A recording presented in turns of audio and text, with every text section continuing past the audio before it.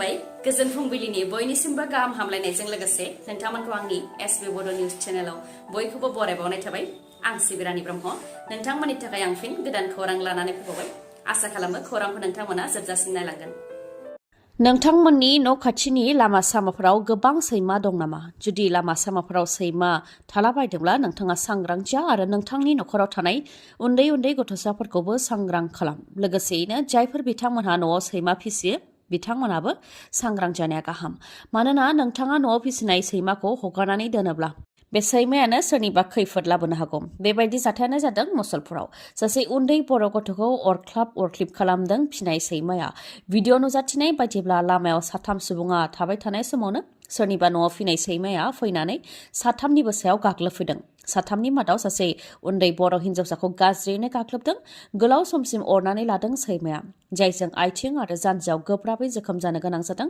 उन्दै गथ'साया उनाव जोखोम जानाय उन्दै गथ'साखौ मुसलपुरनि डक्टर रबि बर' सिभिल हस्पिटालाव लांनो गोनां जादों जायनाखि सुबुंनि न'आव फिनाय सैमाया उन्दै गथ'सानि सायाव गाग्लोबनानै बेबायदि गोब्राबै जोखोम खालामदों बेनिखायनो उन्दै गथ'साखौ फाहामथाय होनायाव जेसेबां खरसा जादों बेखौ सैमानि बिगोमाया होनो नांगोन होननानैबो दाबि दैखांदों फोरमायथिनो गोनांदि लामा सामायाव उन्दै गथ'साफोरा सैमाजों गाग्लोबजानाय जाथाया बेयो गिबि खेब नङा गोबां गथ'साफोरानो बेबायदिनो सैमाजों गाग्लोबजानो गोनां जादों आरो खायफाया सैमानि गाग्लोबनायजों जिउबो खोमानो गोनां जादों बेनिखायनो सैमा फिग्रा नखराबो जाहाथे बेनि सायाव सांग्रां जायो मानोना सैमानि थाखाय सोरबाया खैफोदावबो गोग्लैनांनो हागौ बाक्सायाव गिथावना जाथाय बाक्सानि सुनबारियाव थाखो 7आव फरायनाय साथाम फरायसुलिफोरा गावसोरखौ फोथैनो नाजादों फोरमायथिनाय बायदिब्ला फरायसालिनि बर्डआव गाज्रि सोदोब लिरनानै गालांनायखौ लानानै फोरोंगिरिया सेबनायाव सासे फरायसाया थाखो 7आव फरायनाय साथाम फरायसुलिफोरनि मुंखौ लादोंमोन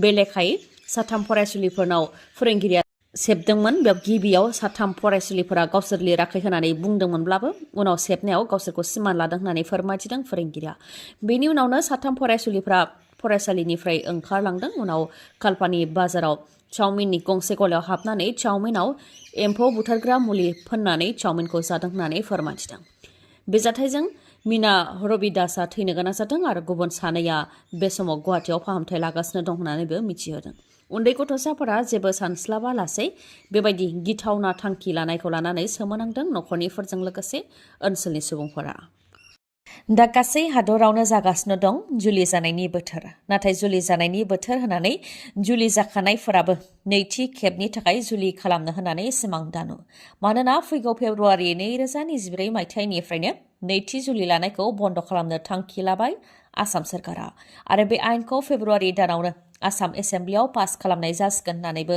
फोरमायथिदों आसाम सरकारनिफ्राय उन्दै बैसोआव जुलि खालामनायनि हेंथायै आसाम सरकारा गोख्रों राहा लानायनि उनाव बे खेबाव नैथि जुलि खालामनायनि हेंथायैबो राहा लानो थाखाय थांखि लादों आसाम सरकारा सोरनिबा हारि बा धोरोमखौ थांखिनानै बे आयेनखौ लाबोनाय जायाखै होननानैबो फोरमायथिदों आरो बे नेमखान्थिया गासैनिबो थाखायनो समान जागोन होननानै फोरमायथिदों जुदि नैथि जुलि खालामोब्ला सिगांनिखौ आयेन बायदियै एंगारग्रोनो नांगोन अब्लासो नैथि जुलिखौ खालामनो हागोन होननानैबो फोरमायथिदों बेनिखायनो जायफोर बिथांमोना नैथि खेबनि थाखाय जुलि खालामनो सिमां नुदों बिथांमोना गाव गावनि बे सिमांखौ दानिफ्रायनो थेर बेथेर खालामनाया गाहाम नङाबा नोंथांनि हेंथायैबो गोख्रों राहा लानो हागौ आसाम सरकारा आसामनि नाजिरायाव आबादारिफोरनि मेगनाव मोदै हरखाबै फैनाय अखा बारहुंखा आरो अन्थाइ गोग्लैनाया गोबां खहा खालामलांदों खायफानि न'नि थिङा बारहुंखाजों बुखारलांजादों आरो खायफानिया अन्थाइ गोग्लैनायनि थाखाय थिङा गासैबो गब्लंजोबदों जायजों न' सिङाव थानाय सि जोम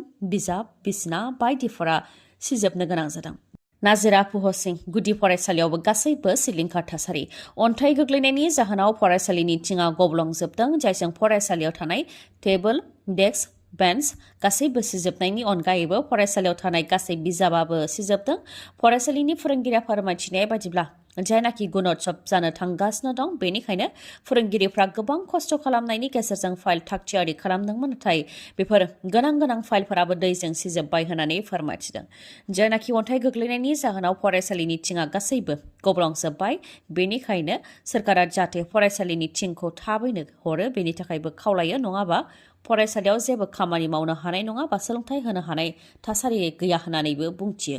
हरखाबै अखा, बारहुंखा आरो अन्थाइ गोग्लैनायजों आबादारिफोरनिबो गोबां खहा जादों।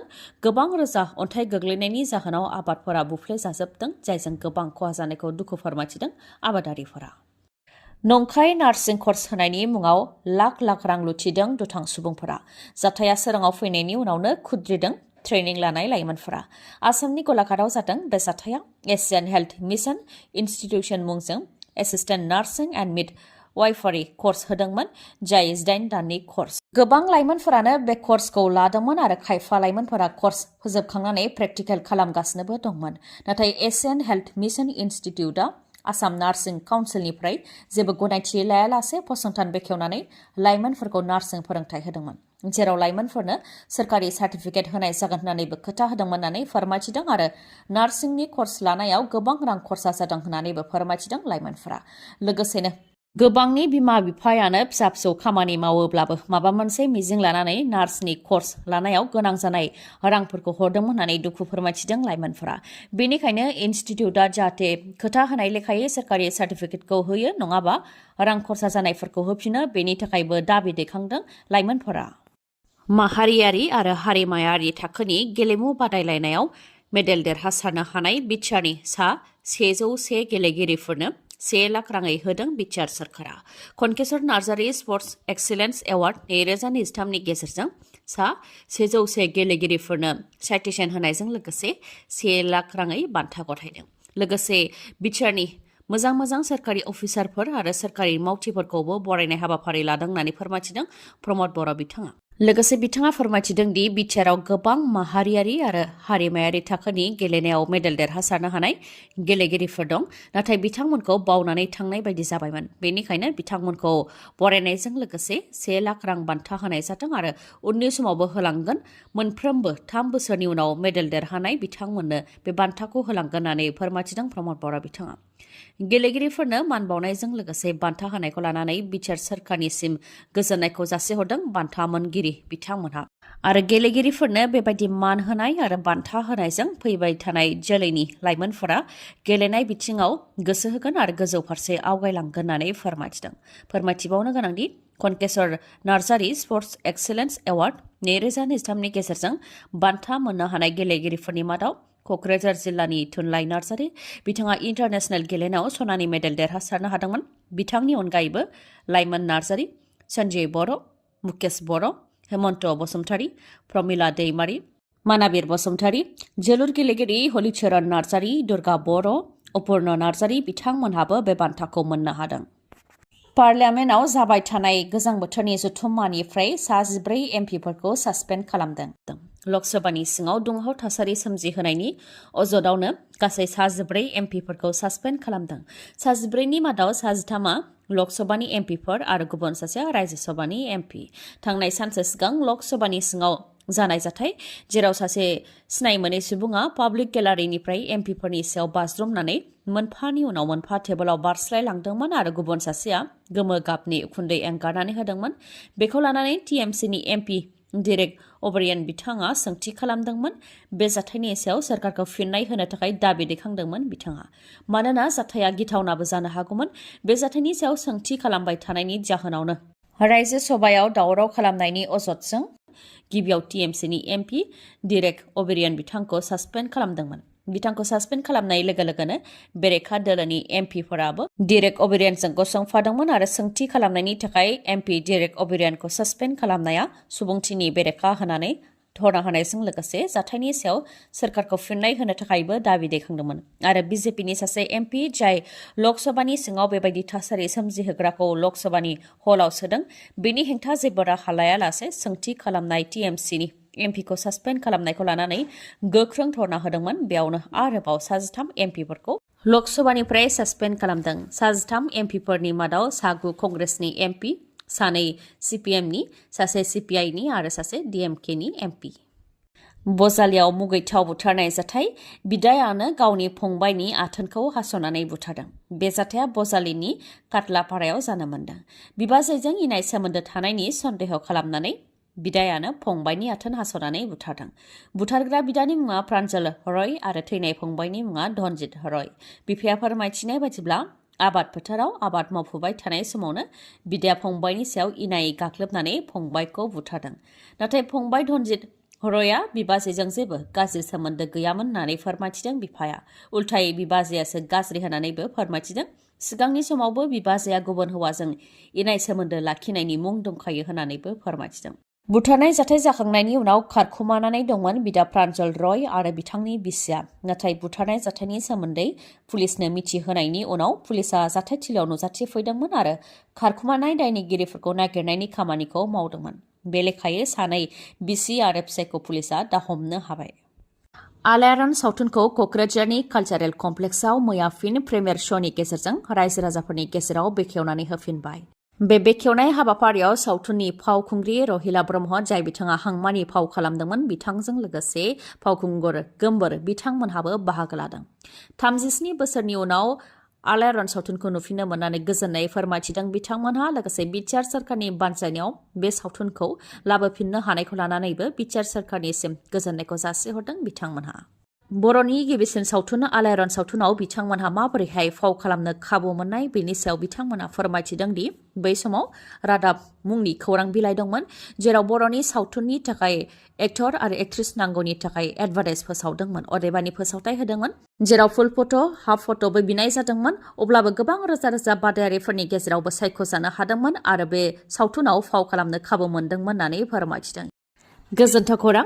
बे गोजां बोथोरनि समाव नोंथाङा मटर साइकेल बा स्कुटि बायनो सानदोंबा नोंथांनि थाखाय गोजोन्थों खौरां। चिरां जिल्ला काजलगावनि MMH अट' हन्डा श'रुमा नोंथांमोननि थाखाय बायदि बायदि अफार लानानै फैदों।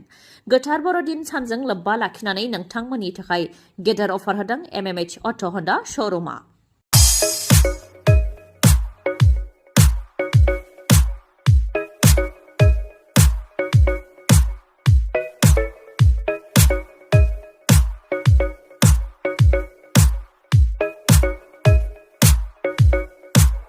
अफारफोरा जाहैबाय बेसेन नाङालासे गंनै हेलमेट मोननो हागोन आरो गांसे कम्बलबो मोननो हागोन।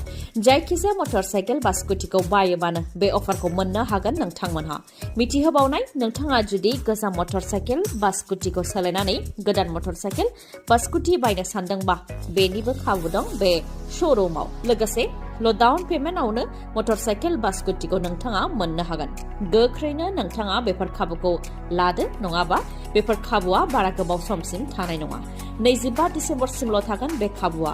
आबुङै मिथिबावनो थाखाय 9101037416 नङाबा 8720957824 बे नाम्बाराव कल हरनानै खौरां लाहरनो हागोन। गोजोन्थों। दिनैनि खौराङा एसेनोसै। खौरांखौ जोबजासिम नायनायनि थाखाय गोजोन्थों। नोंथाङा आंनि चेनेलाव गोदानबा सानफ्रामबो फुंनि समाव खौरां मोननो थाखाय चेनेलखौ साबस्क्राइब खालाम आरो बेल आइकनखौबो क्लिक खालाम। लोगोसे खौरांखौ मोजां मोनदोंबा लाइक, कमेन्ट आरो शेयार खालामनो दाबाव। गोजोन्थों।